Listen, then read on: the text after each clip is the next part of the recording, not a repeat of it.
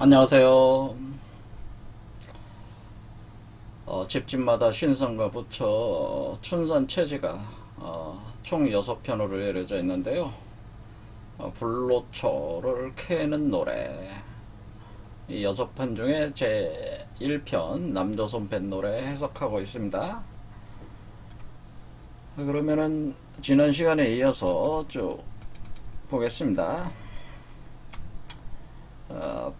배 띄어라 배 띄어라 남조선 배 띄어라 만경청파 너름바다 도동실 배 띄어라 일락서선 해가지고 월출동산 달이 떴다 상하 천광 맑은 물경 월수색의 이 아닌가 천지로 배를 모아 요순 오탕치를 잡아 몸모주공 돛을 달고 안정삼행 노를 저라 범피중료 뛰어노니 중수선료 천상저라 걸쭉풍파에 일어난들 입에 파선 어이야리 제일강산 돛대로서 도사공이 누구신고 세계동난하실 적에 전원수가 이 아닌가 용담수료 사회추는 부자도덕 장할시고 만억 천금 쌓인 속에 솟아나기 어렵도다 천하저로 선변하니 그 이치를 뒤할 소냐 뱃노래 한곡조에 무이고곡 돌아든다 라고. 그래서 오늘은 제일강산 돛대로서 도사공이 누구신고 여기부터 보겠습니다. 제일강산 돛대로서 그러니까 제일강산은 천하제일강산이라고 하는 거죠. 천하제일 금수강산 하듯이 하나의 그 나라 어떤 세계를 뜻하는 거죠. 근데 그 천하제일이라는 거죠. 제일 그 세계라다 이거죠. 천하제일의 세계 그 세계에 돛대를 달고 그런 뜻이죠. 돛대를 달고 배를 저어간다 라고 하는 거네. 배를 저어갈 때에 도사공이 누구냐 라고 하는 거. 도사공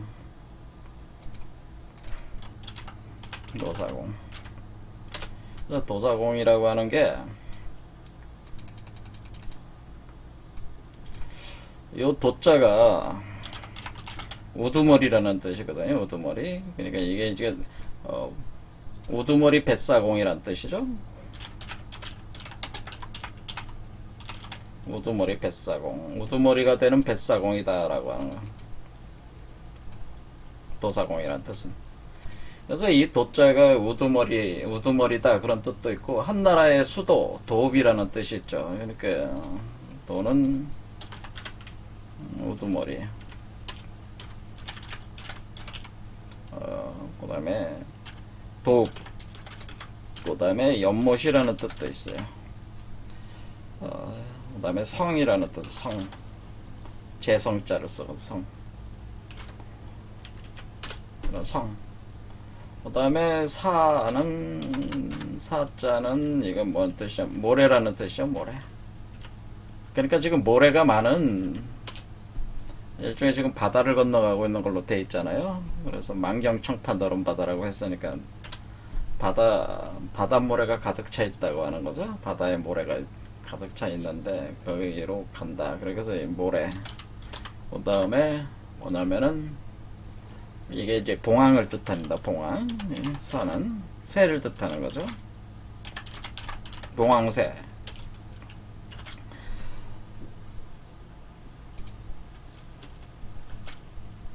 그래서 지금 이렇게 몰고 가는 거죠. 도사공. 그래서 이렇게 그 우두머리 뱃사공이 노를 젓는 장인이니까 그 일꾼이니까 지금 배를 져서 간다. 그런데 이 도사공이 누구냐 그런 거죠. 그럴 때 세계 동난 하실 적에라는 게 뭐야? 바로 천하 제일 강산 그것이 세계잖아요. 하나의 세계인데 그 세계가 동난에 휩싸인다라고 하는 거죠. 어떤 전쟁이 일어난다, 어떤 난이 일어난다고 하는 거죠. 난이 일어난다라고 하는. 그럴 때 난에 휩싸인다라고 하는.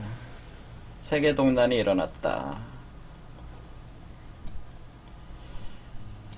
그럴 때에 그 전원수가 이 아니냐라는 건 바로 이 도사공, 우두머리 뱃사공이 바로 전원수라고 하는 얘기죠. 전원수. 여기서 보면 이제 전원수다 이렇게 되는.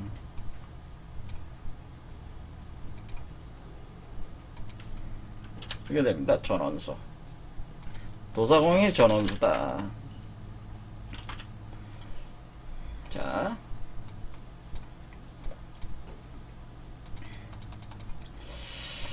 자 그러면은 이걸 이제는 해석을 어떻게 하냐면은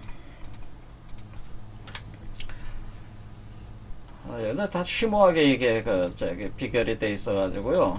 여기 우리가 이제 전원수라고 하면은 우리가 전봉준, 녹두장군 전봉준이 있었죠. 녹두장군 전봉준 1894년에 동학농민혁명이 일어났지 않았습니까? 이때에 그 동학농민혁명을 주도했던 사람이 녹두장군 전원수다, 전봉준. 그래서 이 녹두장군 전봉준을 이 장군이니까 전원수다, 뭐 이렇게 생각하는 거죠. 이때 우리가 녹두장군 전봉준에 관련된 노래가 있죠. 뭐가 있냐면 새야 새야 파랑새야 녹두밭에 앉지 마라, 녹두꽃이 떨어지면 청포장수 울고 간다, 뭐 이런 노래가 있어요. 쭉 그 뒤에도 가사가 있죠. 이게 유명한 가사입니다. 새야 새야 파랑새야 녹두밭에 앉지만 녹두꽃이 떨어지면 청포장수 울고 간다. 자, 이것도 그 비결이에요. 사실 이 노랫말도 비결이에요.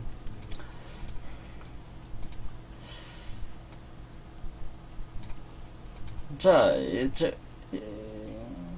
이 전원수라고 하는 것은 사실 전봉준을 얘기한 거는 아닙니다. 전봉준에 빗대서 얘기한 거죠. 동학농민혁명이 일어났다고 하는 거예요. 동학농민혁명 녹두장군 전봉준. 자, 여기 이것도 비결입니다. 사실은 동학농민혁명이 일어난다라고 하는 거죠. 동학농민혁명이 일어났다. 녹두장군이다. 전원수다라고 하는 거죠. 자, 이것도 비결이다. 왜 비결이라고 하냐면은 이 전원수가 누구냐라고. 전원수가 전봉준이다 그렇게 하는데, 전봉준에 빗대어서 비결을 설명한 것이다 그런 것이죠. 제 얘기는 전봉준에 빗대어서 비결을 설명한 것이다, 이 연설을 설명을 한 것이다 그런 거예요.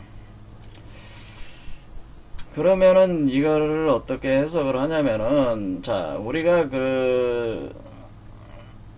참 어려운 해석인데요. 이게 여러분들이 이걸 이해를 하려면은 뭐냐면은 이 신선이 되는 이치부터 먼저 아셔야 돼. 이게 앞에 있는 구절들도 다 신선이 되는 이치를 설명해 놓은 것이기 때문에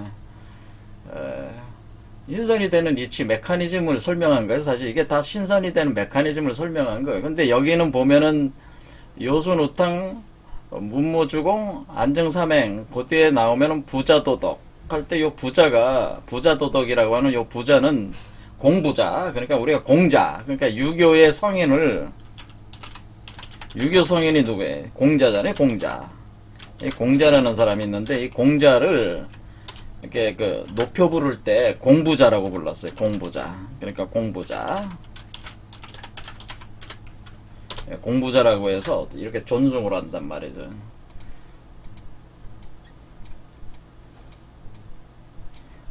그러니까 부자도덕이라고 하는 건 뭐 유교라고 하는 거죠.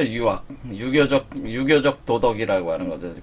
부자도덕 장할시고, 그러니까 유교적 성인이에요. 그 다음에 내려오면은 무의구곡이라는 말, 무의구곡 돌아든다라고 말했을 때 이 무의구곡을 쓴 사람이 누구냐면은 주의죠. 주자. 그러니까 주자라고 하는 거예요. 주자. 이 사람이 유교 성리학을 집대성한 사람이지. 집대성, 완성자죠.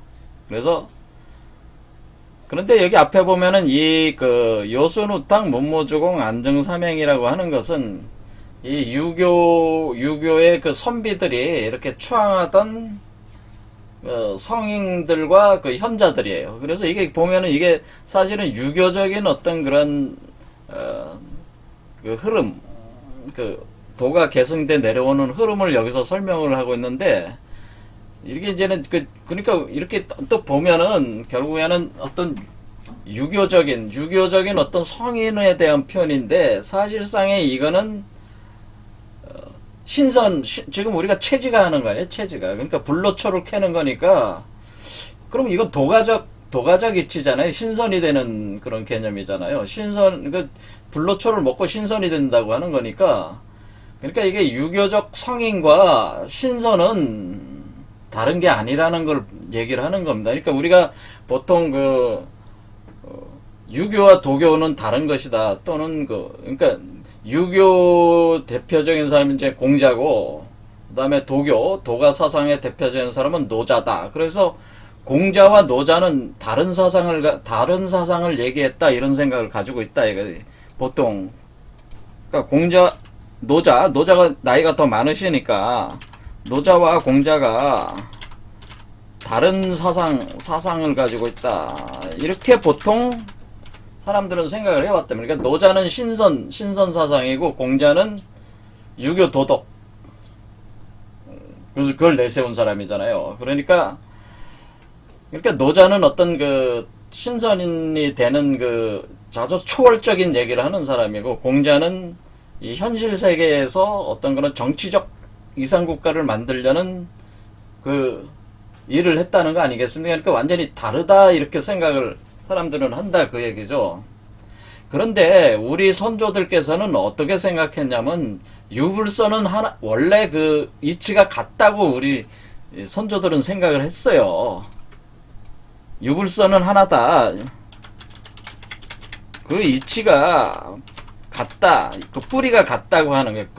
근원이 같아서 그것을 우리가 유불선 합일이다. 유불선이 하나가 되는 것이다. 이렇게 표현을 한 거란 말이에요. 그러니까 다시 얘기하자면, 우리가 신선이 된다고 하는 것은 유교적 성인이 되는 것이고, 유교적 성인이 된다고 하는 것은 불교적으로 부처가 되는 것이다. 그러니까 신성과 부처와 유교에서 말하는 현인 또는 성인이라고 하는 것은 같은 것이다라고 얘기를 하는 거죠. 그러니까 유교적 성인과 도가적 성인과 불가적 성인은 같은 것이다라고 이렇게 봤다는 거예요. 그래서 실제로 그렇게 같다고 하는 것을 유교에서 공부가 깊으신 분들은 이걸 깨달았단 말이에요, 사실은. 그래서 그게 뭐냐면, 무의고국이라는 주자가 지금 성리학을 집대성해서 완성한 사람이 주자란 말이에요. 그럼 우리가 조선시대라고 하는 것이, 여러분들은 유교 성리학에서 지배가 당했다잖아요. 그 뒤에 우리가 실학도 생기고 이런 식으로 이제 조선 후기에 들어가서 나왔는데, 중국에서는 성리학에서 양명학으로 또 고증학으로 이렇게 유교적 흐름이 흘러갑니다, 사실은. 하지만은 유교를 공자로부터 나오는 유교를 집대성한 사람이 주자라는 사람이 있어요. 주자라는 사람이 아주 유명한 사람이죠. 근데 이 사람이 집대성한 이 유학을 집대성한 이 주자가 자신이 깨달은 바를 한 시를 쓰게 되는데, 그 시가 바로 무의구곡이라고 하는 거예요. 여기서 나오는 무의구곡이라고 하는 건데, 여기에 이 무의구곡이라고 하는 요 시가 여기 총 10수로 되어 있거든요. 10개로 이렇게 되는데 9개에다가 첫 번째 일수를 해서 총 10수로 되어 있는 이 무의구곡가라고 있어요. 이 무의구곡가에 비춰서 무의구곡이 여기 나오는 건데, 바로 이 무의구곡 안에는 사실은 신선이 되는 이치를 설명하고 있어요. 그래서 이 주자가 사실은 신선이 되는 게 곧 성인이 되는 것이라는 걸 무의구곡에다가 사실 표현을 해놨어요. 그래서 사실은 조선시대의 유학자들은 마치 도가적인 거하고 유가적인 것이 완전히, 그러니까 유가적인 사람들은 도가를 배격해야 된다, 배척해 왔잖아요. 그게 아니고 유가와 도가는 같은 거야, 근본으로. 그거는 주자 같은 사람은 그걸 알았다 이거죠. 그걸 알았다는 걸 어떻게 확인할 수 있냐면은 무의구곡가를 보면은 알 수가 있어요. 그래서 여기서도 지금 계속 나오는 이 유교적 성인들의 맥락이라고 하는 것은 결국 그것이 또 신선의 도와 같은 것이다라고, 신선이 되는 거와 같은 것이라는 걸 또 표현을 해주고 있는 것이다, 그런 얘기죠. 자, 이런 흐름 하에서 이걸 쭉 본다 그런 얘기. 그러면은 우리가 그 신선이 된다고 하는 것은 어떤 메커니즘으로 되는 것이냐라는 거를 통해서 이것을 해석할 수가 있어요. 그렇지 않으면 해석을 할 수가 없어요. 이 예언서들을. 그러니까 예언서라, 우리가 도참 비결, 이 도참 비결은 뭐냐면은 여러분이 신선이 되고 부처가 되고 성인이 되는 방법을 가르쳐 주고 있는 거예요, 사실 이 예언서. 여러분이 바로 신선이 되고 부처가, 누구나 신선이 되고 부처가 되고 성인이 될 수 있다고 하는 것을 예언해 놓은 것이란 말이에요. 그러니까 우리 선조들이 예언한 예언서들의 핵심은 딱 하나다. 뭐냐면은 모든 사람은 다 자기가 정말 원한다면은 신선이 될 수 있고 부처가 될 수 있고 성인이 될 수 있다. 누구나 그런 시대가 온다라고 하는 것, 그 예언 하나는 모두 다 동일해요. 그거가. 그러니까 그거를 계속 설명하고 있는 거야, 반복해서. 그러니까 그 이치를 모르면 이게 해석을 못하는 거야. 그러니까 신선이 되는 그 메커니즘을 모르는 사람은 예언서를 절대 해석을 할 수가 없는 거예요. 제가 단언을 하지만은. 근데 대부분 예언서를 해석하시는 분은 신선이 되는 메커니즘을 모른다라고, 모른 채로 해석을 시도를 하기 때문에 해석을 안 되는 거죠. 그럼 이럴 경우에는 뭐 녹두장군 전봉준 이런 식으로 해석해 버린단 말이에요. 이게 그게 아니다라는 거예요. 빗대서 해석한, 빗댄 것이다. 상징으로 한 것. 지난 시간에도 말씀드렸지만은,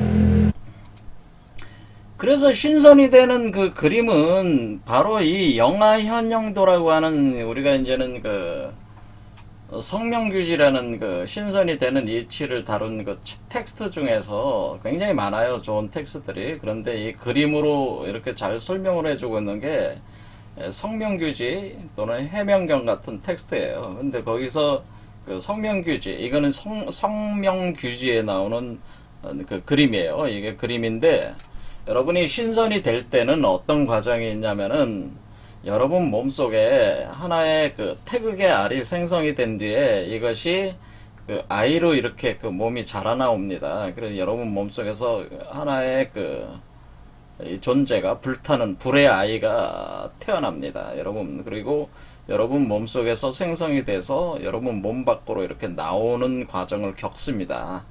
이것이 이제 신선이 되는 과정이에요. 뭐 제 강의를 계속 들으신 분들은 이건 뭐 뻔한 얘기 또 하는 거지만은, 처음 들으시는 분들이, 예언서를 처음 들으시는 분이 있으니까 제가 설명을 하는 거죠. 자, 그래서 이게 맨 아래에 여러분의 그 하단전에 그 태극이 심어진다. 태극 알이 심어지는 거예요. 요거는 이제는 해명경에 나오는 그림, 제가 깨끗하게 그려놓은 겁니다. 자, 해명경에 나오는 그림입니다. 그러면은 여기서 요 태극이 여기 그 하단전에 이렇게 생긴단 말이에요. 여기 이제 들어옵니다. 태극이라는 알이 들어와서 요 아이가 만들어지는 겁니다. 그러니까 여기 알이 하나 있죠. 요 알이 요거죠, 바로. 요걸 보통 우리가 얘기할 때 요걸 단이라고 하는 겁니다. 단 또는 진종이라고 보통 표현해. 진종. 진짜 진리의 씨앗이다, 그렇게 표현. 하나의 씨앗이 들어옵니다. 씨앗. 진종. 진종이란 진리의 씨앗.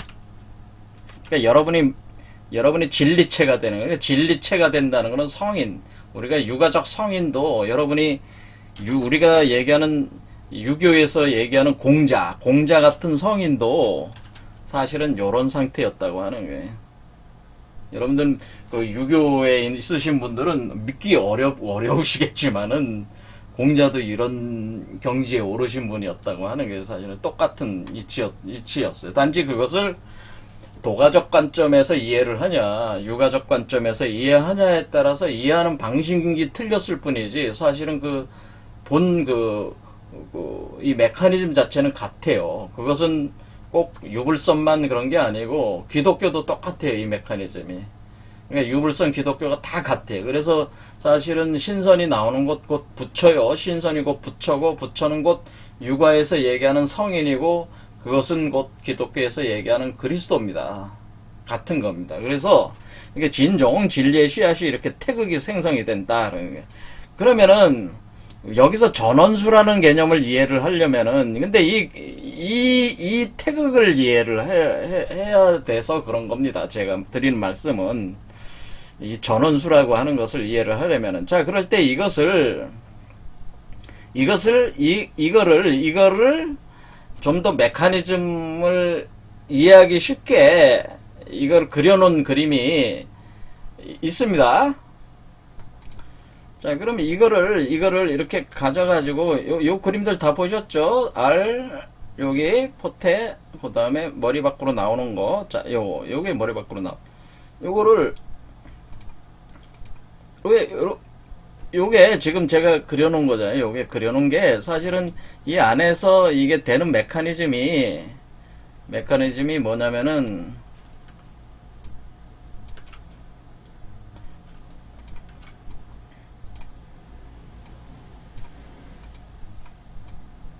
요거라는 거죠. 요건데 지금 여기에 그려놓는 태극이 어디서 들어오는 거냐면은 요겁니다. 여기 두 번째 이제 서양의 우리 서양이 아니라 인도의 그 차크라 요가 시스템으로 보면은 총 7개 차크라 중에 두 번째 차크라가 바로 우리가 얘기하는 하단전이라고 하는 거예요. 그래 하단전에 이 태극이 이렇게 올라오는 거예요. 근데 태극 생성은 맨 아래 1번 차크라에서 생성이 되는데 그것이 심어지는 곳은 하단전이에요.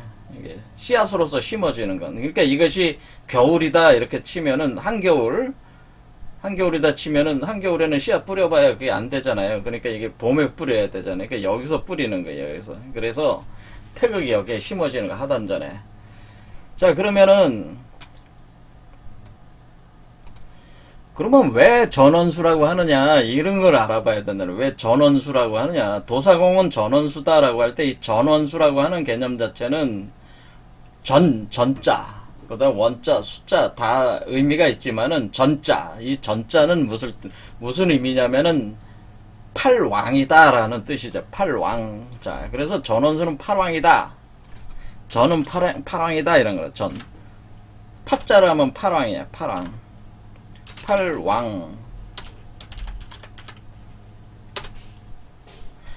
파자로 팔왕이라고 하는데 이 왜 팔왕이라고 하느냐, 왜 팔왕이라고 하느냐라는 거죠. 이게 왜 팔왕이라고 하느냐라는 걸 알아야 된다 이거죠.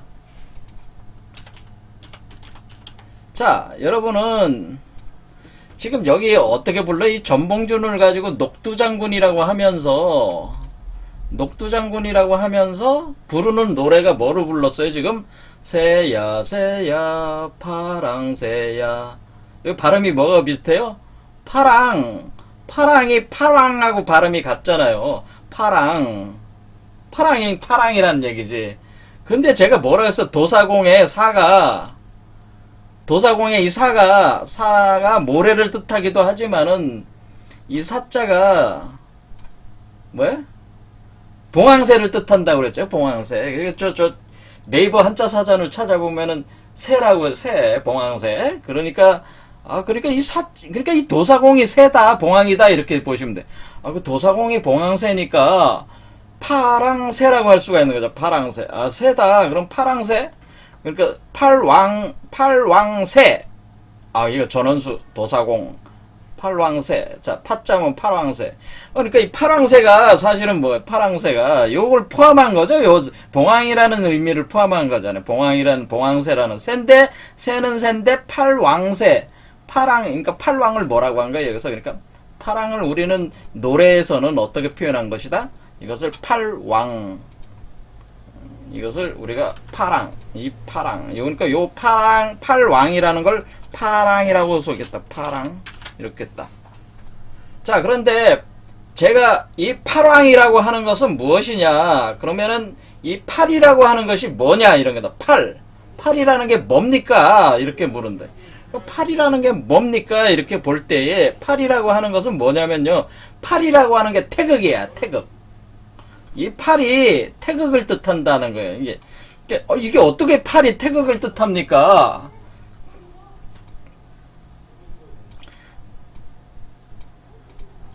자, 팔은 태극이다. 그러면 이게 여기 태극이잖아요. 이 태극 R이잖아요. 씨앗이잖아요. 그렇죠? 그러면은 8이 태극이다. 이게 어떻게 태극이냐? 그런 거잖아요. 그게. 그러니까 이게 이런 게 빅이란 말이야. 숨어 있는 빅이란 말이야. 이게 이런 게. 지금 씨앗이 생겨야 되잖아. 우리가 여기 몸에 태극이 들어와야지 이게 진행이 되는 것인데. 팔이 태극이다? 이걸 어떻게 할 수 있냐 이거지. 이거를. 그렇죠? 여러분이 이걸 가지고 팔이라는 거를 여러분은 이해할 수 있어요? 이거 가지고 이 태극이 팔이라는 거를 어떻게 이거를 알 수가 있겠어요? 이거를 태극이 팔이에요. 자, 그럼 팔이 왜 팔이라고 하는 거냐? 자, 우리는 음과 양이라고 하는 것이 있는데 이 태극을 해체를 해. 해체를 하면은 두 개의 원으로 해체할 수가 있다. 이 태극의 운동이라고 하는 것은 이렇게 그릴 수가 있어요. 자, 이거를 아주 중요한 얘기. 이게 아무도 이거를 아무도 이거를 알아낸 사람이 없어요. 저밖에 없어요. 그러니까 제 얘기를 들으시죠. 왜 팔이 태극이냐? 이게 중요한 얘기지. 이게요. 그렇죠. 이렇게 할 때에 이거지. 이거잖아요. 이게 빨간 거잖아요. 이 빨간 거를 하나의 원, 또 파란 거를 하나의 원.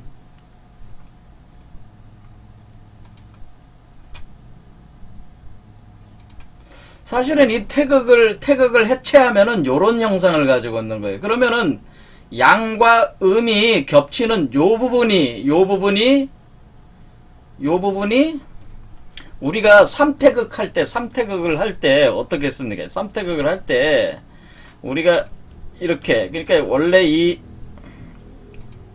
우리가 노란색 하나를 더 넣는단 말이에요? 이 노란색을 여기다 놓잖아요. 이렇게 태극이라고 하고. 그러니까 이 태극의 중심점, 이렇게 중심점에 놓는 경우도 있고 여기에 하얀 거씩 놓는 경우도 있단 말이야. 어쨌거나 음과 양은 뿌리에서 맞닿아 있다 그런 뜻이란 말이야. 뿌리에서, 그러니까 우리가 겉으로 보이는 거지. 이거는 겉으로 보이면 이렇게 그리지만 음과 양은 사실 그 안으로 3차원적인 그러니까 이게 지금 2차원이죠. 2차원으로 볼 땐 음과 양의 운행이지만은 3차원적으로 보면은 음과 양이 그 안에서 뿌리가, 양은 남성의 이거고 음은 여성의 이거야. 남성의 그 성기가 여성의 성기에 이렇게 끼워져 있듯이 이 안에 그 중심부는 서로 이렇게 뿌리와 뿌리가 연결돼 있어요. 그게 그 공간이 이 공간이란 말이에요. 이 공간.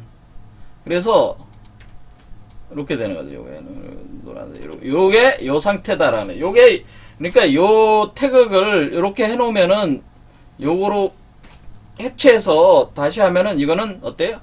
빨간 원, 파란 원. 그러니까 사실은 두 개의 수레바퀴지. 두 개의 바퀴가 되는 거예요. 두 개의 바퀴. 이렇게 된다 그런 얘기예요. 그러면은 이게 지금 어떻게 생겼어요? 팔자처럼 생겼어. 팔로 생겼잖아요. 두 개, 이쪽 두 개. 이렇게 돼 있잖아요. 지금 두 개. 그러니까 우리 숫자로 봐도라도 팔이 어떻게 생겨? 팔. 이렇게 생겼죠. 팔. 우리가 숫자로 보면은 우리가 8이라고 하는 숫자도 이렇게 생겼잖아요. 이렇게. 이랬죠. 그러니까 요 8이라는 게 요 두 개가 이게 뭘 뜻한다는 거예요? 아, 이거. 이렇게 두 개를 뜻한다고 하는 거죠. 그러니까 이 8이라고 하는 이것은 뭐냐면은 요거 그리고 여기 중간에 있는 게 뭐예요? 요게 바로 뿌리를 맞닿은 걸 표현해 준 거라는 얘기지. 팔자가. 그러니까 우리가 8이라고, 그러니까 지금 이 상태라고 하는 건 뭐냐면 이 바로 양과 음이 뿌리가 맞닿아 있는 그 지점에서 음양을 컨트롤하는 존재라는 뜻입니다. 그러니까 우리가 음도 양도 아니고 음과 양의 뿌리와 뿌리가 맞닿아 있는 이 지점, 이 가운데에서 이 가운데 있는 지점에서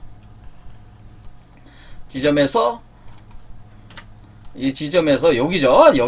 여기서 요 공간에서 양과 음을 주도하고 있는데 요 가운데 있는 여기를 뭐라고 하냐면은 음과 양이 뿌리와 맞닿아 있는 이 세계를 우리는 원천세계라고 하는 원천세계. 그래서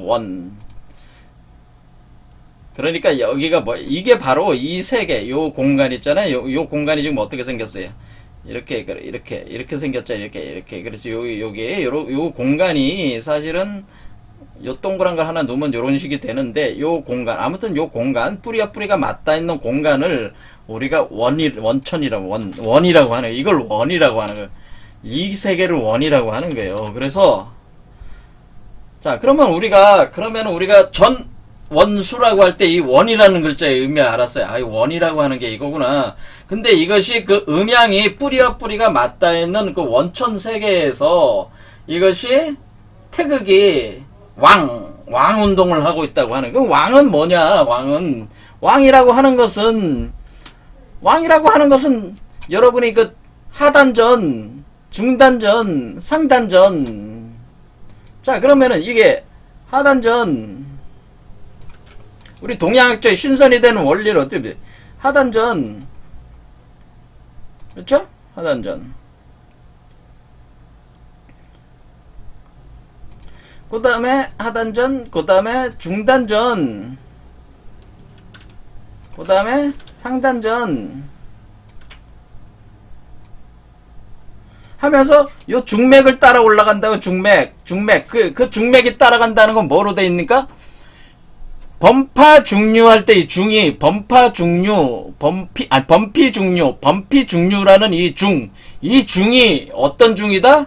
자 중이라는 글자도 뭐로 자 이 중도 자 중이라는 글자가 사실은 이 중이라고 하는 글자가 사실은 요거와 같잖아요. 지금 요거와 같은 형태자 요런 사랑이에요. 요거 중이라는 글자도 어때요? 요거 같죠? 요걸 갖다 놓으면 이렇게 중이잖아요. 양쪽에. 아, 그러니까 중이라는 게 사실 태극 팔이 움직이는 건데 팔과 같은 개념이란 말이에요. 중이라고 하는 것이. 그러니까 우리가 원이다라고 하는 것도 또 인간으로 따지면 이건 중이다 이렇게 볼 수가 있네요. 원천은 곧 중천이다 이렇게 본다고요. 그러면 원이라는 거하고 중은 어떻게 틀리냐? 같은 개념이지만은 원은 원래의 우주의 원천. 중은 뭐냐면 인간 안에서의 원천, 사람 안에서의 원천을 중천이라고 하는 거예요. 그래서 이 중류라고 하는 것은 인간의 몸으로 볼 때는 가운데에 열리는 그 통로가 있어요. 여러분이 그 신선이 될 때에 가운데가 열리는 통로가 있는데 요걸 이렇게 요 가운데에 통로가 생긴다. 이게 사실은 요게 이렇게. 그래서 이게 왕자예요. 우리가 왕이라고 하는 것은 어떤 거냐면은 우리가 왕이라는 게 우두머리라는 거죠. 우두머리. 그러니까 우두머리가 왕 아닙니까? 할 때에 우리가 왕이라는 본래 개념은 어떤 개념이냐면은 하단전, 중단전, 상단전에 걸쳐서 이 아이가 태극에서 아이로 포태돼서 머리에서 육화가 된 상태. 그러니까 나오기 직전까지. 그러니까 여기서 하단전, 중단전, 상단전까지 올라온 그 존재를 가리켜서 우리가 왕이라고 하는 것이다. 그런 얘기예요. 그러니까 우리가 왕이라고 하는 개념은 사실 세상적으로는 여러 무리 중에 그 우두머리가 돼가지고 세상을 통치하는 한 나라를 통치하는 그 개념을 왕으로 생각하지만은 원래 왕이라고 하는 개념은 하단전과 중단전과 상단전을 통해서 밑에서부터 태극알을 형성해서 가운데서 이 아이의 형상을 임신을 해서 포태해서 머리에서 형상화 시킬 때에 이것이 올라가게 되는데 그 포태에서 형상화가 된 그 존재를 가리켜서 그걸 왕이라고 원래 하는 거예요. 그러니까 왕이라고 하는 것은 다른 의미에서는 뭐예요? 왕이라고 하는 게 바로 이게 바로 우리가 그 신선이고 그러니까 이게 신선이고 부처고 이게 바로 그 성인이고 이게 그리스도예요. 우리가 이 진짜 왕, 참된 왕이라고 하는 것은 요 왕자자. 임금 왕자는 이런 개념이다. 그러면은 여러분이 팔왕이라고 하는 게는 어떻게 돼? 팔왕. 자, 팔왕이라고 하는 것은 이 왕 올라가는데 요 태극 운동에 의해서 이게 올라가는 거란 말이에요. 올라간단 말이에요. 이 알이 이렇게 올라가는. 그러니까 요 아이가 이 알 속에 있단 말이에요. 사실은 알 속에 있어요. 그래서 알을 아직 깨고 나온 거는 아니란 말이에요. 그래서 알 속에 있기 때문에 이 태극이 계속 운행을 하면서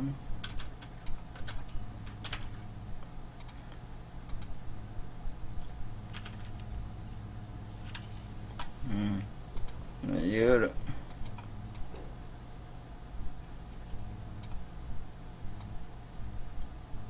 이렇게 요게 이제 이렇게 해가지고 요게 이렇게 올라옵니다. 이게 이렇게. 그러니까 이 중천 안에서 중천으로 운동을 하는 거지 이게. 이렇게 이게 파랑이라고 하는 거죠. 이게 태극이 이게 태극 운동을 하면서 이렇게 올라온다. 그 음양 운동을 하면서 올라오는 이 메커니즘 이걸 가리켜서 이런 상태고. 그러니까 하단전, 중단전, 상단까지 올라온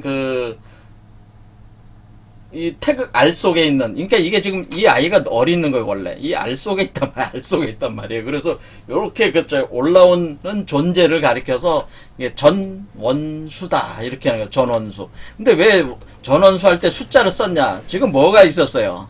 앞에서 지금 전쟁한다고 돼 있잖아요. 세계 동난이 일어났으니까. 세계 동난이 그러니까 어디서 일어나는 거예요?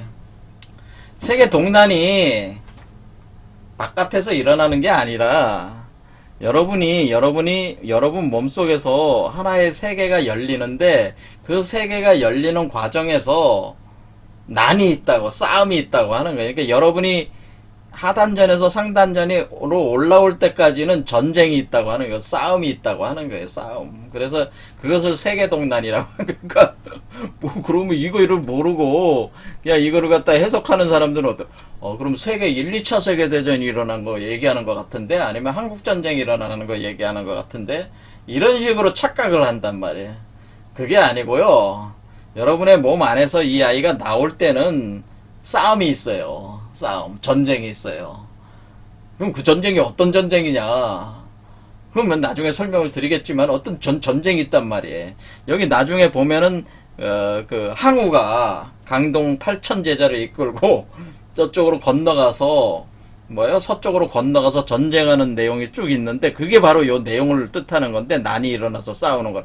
이 싸우는 개념이 있다라고 하는. 그러니까 여러분이 몸 안에서 신성과 부처와 성인과 그 그리스도라는 게 나올 때는 하나의 그 세계 동난, 한마디로 여러분 몸 안에 하나 우주 세계, 하나의 세계가 열리는데 그 세계를 얻고자 하는, 열고자 하는 전쟁이 있다. 그러니까 어떻게 되니까 하나의 세계를 연다, 하나의 나라를 건설한다고 할 때는 혁명 전쟁이 있다고 하는 이 혁명 전쟁. 그러니까 지금 이 아이가 어떻게 되는, 이 아이가 신선이고 부처라면은 여러분은 평범한 사람이잖아요. 근데 평범한 사람이, 그래서 범피중류라고 한 거잖아요. 범피중류. 그래서 이 평범한 사람이 범피중류, 이 길을 따라서, 중간 길을 따라서 올라간다는 거잖아요. 지금 뱃사공이. 그렇게 할 때에 이 신선이 평범한 사람 안에서 신선이 나온다고 하는 것은 평범한 사람과 신성 간의 싸움이 있다. 이게 싸움이. 이 존재 간의 싸움이 있어요. 그래서 그것을 세계 동난이라고 한 것이다. 그러니까 이게 여기서 얘기하는 이 세계 동난이라는 개념 자체는 1, 2차 세계대전이나 3차 세계대전 그런 핵전쟁을 얘기하는 게 아니고 여러분 몸 안에서 일어나는 세계전쟁, 여러분 몸 안에서 일어나는 전쟁을 얘기하는 겁니다. 자, 그러세요. 자, 그러면은 우리가 용담수류 사해추는, 자, 여기 알았죠? 자, 그러면 용담수류 사해추는 할 때 왜 용담이라고 그랬다? 용이 나왔잖아요, 용. 그러니까 여기가 우리가 지금 배를 타고 가니까 지금 여러분이 이 그림을 잘 보시면은 제가 이 그림이라고 그랬잖아요. 이 그림을 볼 때에 우리는 이것을 어떻게 이해한다냐면은 우리가 지금 여러분이 잘 보시면은 여러분은 이제 사신도를 잘 이해를 하셔야 돼요. 그래서 우리 몸에서 맨 밑에서 시작되는 게 북현무예요. 그런데 현무 그림을 잘 보시면은 뱀 두 마리가 꼬이잖아요, 여기가. 그러니까 요 두 마리 뱀이 꼬이는 형상은 뭐야? 뱀 두 마리가 꼬이는 거란 말이에요. 이게 현무를 지금 표현한 거란 말이에요. 이게 이 뱀 두 마리가 꼬여 올라오는 거 있죠? 이것이 바로 현무를 표현한 것이다, 그런 얘기예요. 그런데 뱀 두 마리가 북쪽에서 그냥 꼬이는 상태로 끝나는 게 아니라 이 뱀 두 마리가 꼬이면서 이게 바로 음양운동이잖아요. 뱀 두 마리가 꼬이는 거는 이게 원이잖아. 원을 그리고 있잖아요. 파동을 그리고 있으니까 아까 제가 말씀드렸듯이 두 개의 원이 지금 이게 어떤 거예요? 이 상태 자체가 지금 어떻게 돼 있습니까? 이런 상태잖아요. 이런 상태.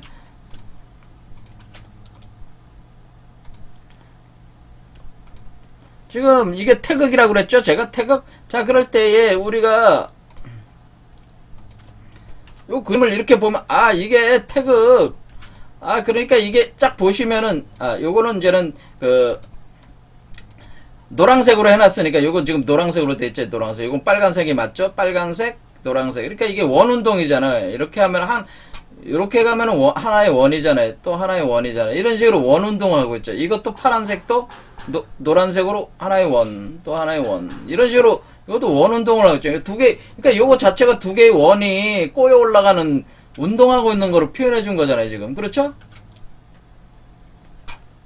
그래서 이게 태극이란 말이에요. 이게 태극.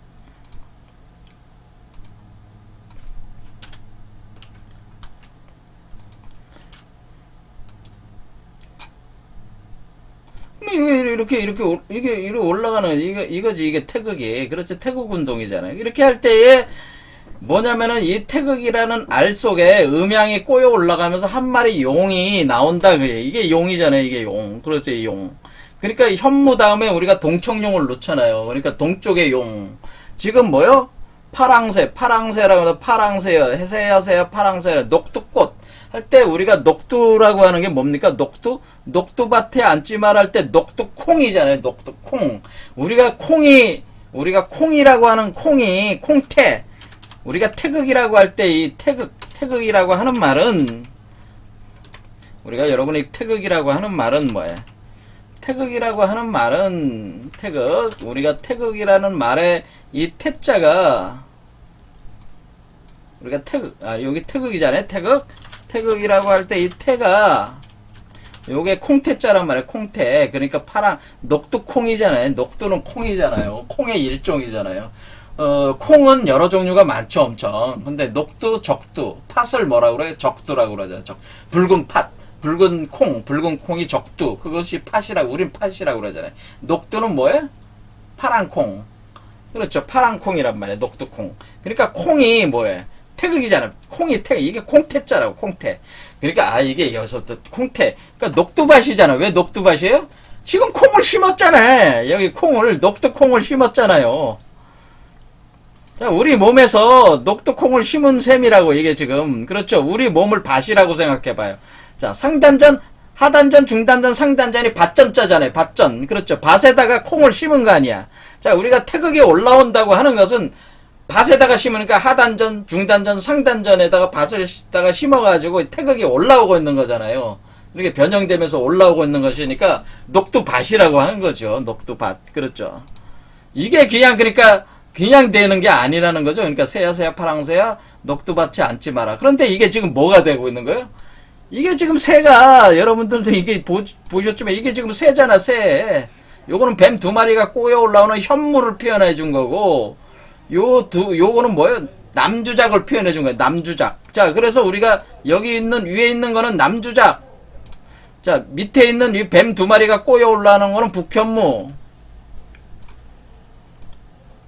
요게 뱀 두 마리가 꼬여 오는 건 북현무. 그러면은 이 용은 어딨냐? 용은 여기에 있다는 거예요.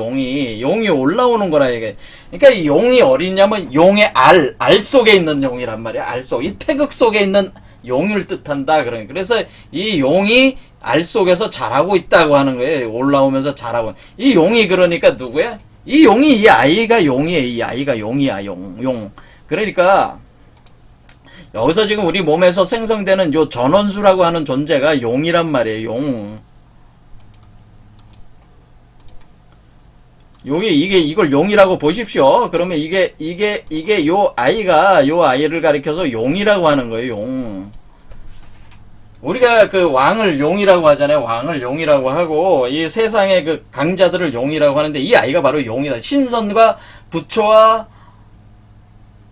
그리스도와 이런 존재들은 먼저 용이 된 뒤에 그 다음에 봉황이 된단 말이에요. 그래서 그러니까 어떻게 돼가는 거예요? 우리가 그 사신도에서는 현무에서 용이 된 뒤에 봉황이 되는구나. 아, 그러니까 현무에서 용이 되고 봉황이 된다. 이게 현무로 이렇게 올라가는, 꼬여 올라가는 속에서 용이 자라올라오고 동청용이 자라올라와서 주작 봉황이 되는구나. 이게 똑같은 이치로 돼 있대, 사신도가. 자, 서백호는 지금 안 나와 있는 거죠, 여기서는. 자, 그러니까 여기 용담수류라고 하는 것은, 용담수류라는 게 뭐다? 용담수류라고 하는 것이 바로 이게 용담수류잖아요. 지금 용이 올라오고 있잖아요. 그때 이 물 속에서, 그러니까 도사공이 용이죠, 그러니까. 도사공이 용이란 말이에요. 용이 올라와서 봉황으로 바뀌어야 된다. 왜? 새가 돼야 된다, 새가. 그러니까 도사공이 샌데 먼저 용이 돼서 올라와야 돼. 용이 돼서 몸 위로, 여기 머리 위로 올라와야 되니까 용담수류라고 한 거죠. 용담수류. 그렇죠. 용담수류 사해춘은. 자, 그래서 여기서 용담수류 사해춘. 그럼 여기 바다라고 했으니까 사해라는 건 나왔죠.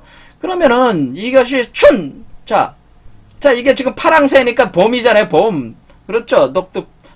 녹두밭에 앉지 마라. 이거 녹두콩 뿌리는 시기가 봄이잖아요. 그러니까 춘이란 말이야, 춘인데, 왜 사해춘이라고 하냐면은, 자, 사라고 하는 개념은 여러 가지 복합적인 개념이 있지만은, 이때 사라고 하는 개념은 음력 4월이다. 그냥 이렇게 생각하시면 돼요. 음력 4월이다. 자, 음력 4월은 언제다? 진사월이다라고 그래. 진사월. 음력 4월이다, 진사월이다라고 할 때에, 우리는 여기서 어떻게 보냐면은, 이 그림을 볼 때, 그러면은 우리가, 이걸 보면은, 그러면 여기서 여기는 현무가 있고, 이쪽은, 이거는 동청용이 여기 있고, 이렇게 용이 올라오잖아요.